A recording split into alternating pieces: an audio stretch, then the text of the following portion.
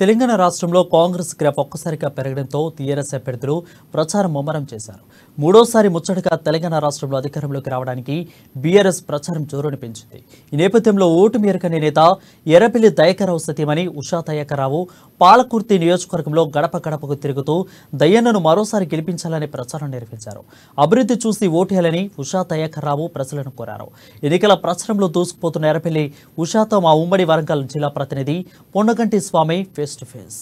తెలంగాణ రాష్ట్రంలో మూడోసారి ముచ్చటగా కూడా బీఆర్ఎస్ అధికారంలో రావడానికి అయితే కేసీఆర్ కసరత్తు చేస్తున్న నేపథ్యం కనబడుతుంది. ముఖ్యంగా వరంగల్ జిల్లాలోని కూడా పాలకుర్తి నియోజకవర్గంలో కేబినెట్ మినిస్టర్ ఎర్రబెల్లి దయాకర్ రావు అయితే ఈసారి కంపల్సరీగా గెలవాలని చెప్పి నేతృత్వంలో కూడా సతి కొరకు పతి కొరకు సతి కూడా ఉషా దయాకర్ రావు కూడా ఇలా మొత్తానికి ప్రచారం జోరుగా చేస్తున్న నేపథ్యం కనబడుతుంది. ఇప్పుడు ప్రస్తుతానికైతే పాలకుర్తిలోని ఎస్సీ కాలనీ మొత్తం ఉషా దయాకర్ రావు అయితే మాత్రం ఇంటింటికి ప్రచారం చేస్తున్న నేపథ్యం అయితే ఉంది. మొత్తానికైతే మేడంతో మాట్లాడే ప్రయత్నం చేద్దాం. నమస్తే మేడం, మొత్తానికైతే ఎట్లా ఉంది మన దయాకర్ సార్ ప్రచారం?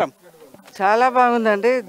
దయాకర్ సారు డెవలప్మెంట్ ఏ విధంగా చేసిండో దానికి తగ్గట్టే ప్రజలు కూడా స్పందిస్తున్నారు. పనిచేసే వాళ్ళకే కదా ఎవరైనా ఓటేసేది.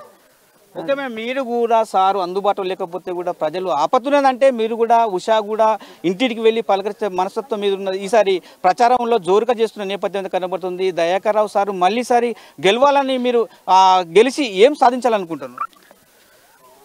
అంటే దయన్న ప్రజల మనిషి, ప్రజలు లేనిది తనకు నిద్ర పట్టదు. ఎందుకంటే వేరే వేరే వ్యాపారాలు ఏమి లేవు. తను దాదాపు 18 సంవత్సరాల నుంచి ఇప్పుడు 67 సంవత్సరాల వరకు మాకు మ్యారేజ్ అయింది కూడా అప్పుడే. అప్పటి నుంచి ఈ రోజు వరకు కూడా నిరంతరము ప్రజల మధ్యనే ఉంటాడు. ప్రజాసేవ అంటే తనకు చాలా ఇష్టం కాబట్టి, ప్రజల ఆనందమే తన ఆనందం కాబట్టి ఈ రాజకీయాలు చేత కాకుండా కూడా వదులుకోలేక ఇంకా చేతనైనంత వరకు చేద్దామనే అది సేవ చేద్దాం. ఇప్పుడు మీరు కూడా అంటే ప్రజల మనిషిగా మీరు జీవిస్తున్న నేపథ్యం అయితే కనపడుతుంది అనుకోవచ్చు. ఇప్పటి వరకు ప్రస్తుతానికి దయన్న ఓటమి ఎరగని నేతగా ఉన్న పరిస్థితి అయితే ఉన్నది. ఈసారి మీరు కూడా కష్టపడుతున్నారు అంటే ప్రజలను చూసి ఎలా అనిపిస్తుంది మీకు? ప్రజలు స్పందన ఎట్లా ఉంది? కష్టపడు నాకు అలవాటు. నేను కొత్తగా ఈరోజే కష్టపడతలేను. మీరు ప్రజలను అడిగి తెలుసుకోవచ్చు. నేను కూడా ఎప్పుడు ప్రజల మధ్యలోనే ఉంటా.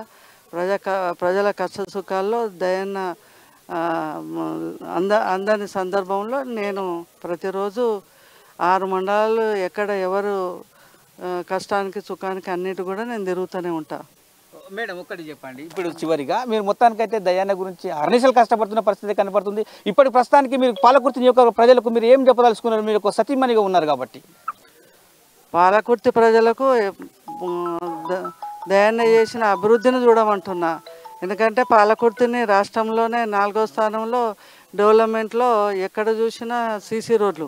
ఇదే ఈ పాలకుర్తిలో నేను గల్లి గతంలో బురదలో చీకట్లో సౌకర్యాలు లేక చాలా ఇబ్బంది పడేదాన్ని.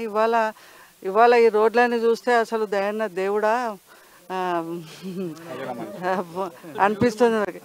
దేవుడి మనిషి అనుకుంటాను నేను. దేవుడు కూడా ఇన్ని అభివృద్ధి పనులు ఇంత తక్కువ కాలంలో.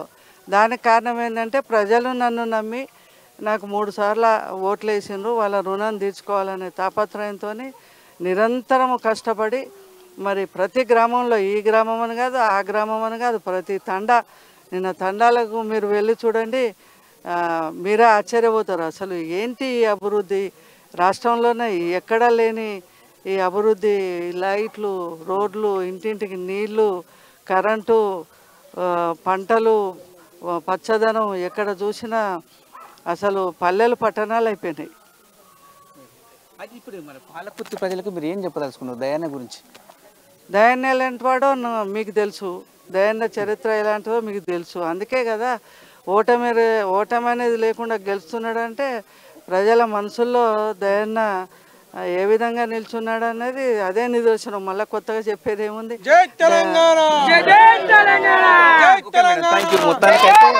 దయాన్న గెలిపే లక్ష్యంగా కూడా మొత్తానికి సాగుతున్న నేపథ్యం కనపడుతుంది. పాలకుర్తిలో కూడా దయన్న సతీమణి ఉషా దయాకర్ రావు కూడా రోజు కూడా పగలనక రాత్రనక కూడా కష్టపడి ప్రజల్లో కూడా గడప గడప తిరుగుతున్న నేపథ్యం అయితే కనపడుతుంది. ఇప్పటికే దయన్న గెలుపు దిశలో కూడా సాగుతున్న పరిస్థితి అయితే కనపడుతుందని చెప్పుకోవచ్చు. ఇప్పటికీ దయాకర్ రావు మాత్రం ఓటమి ఎరగని నేతగా ఉంటుండు, ప్రజలే అభివృద్ధి చేసి కూడా మరోసారి కూడా అసెంబ్లీకి పంపిస్తారని చెప్పి కూడా ఆశాభావం వ్యక్తం చేస్తున్న పరిస్థితి కనపడుతుంది. కెమెరా పర్సన్ బాలుతో స్వామి, అమ్మా న్యూస్, పాలకుర్తి నుంచి.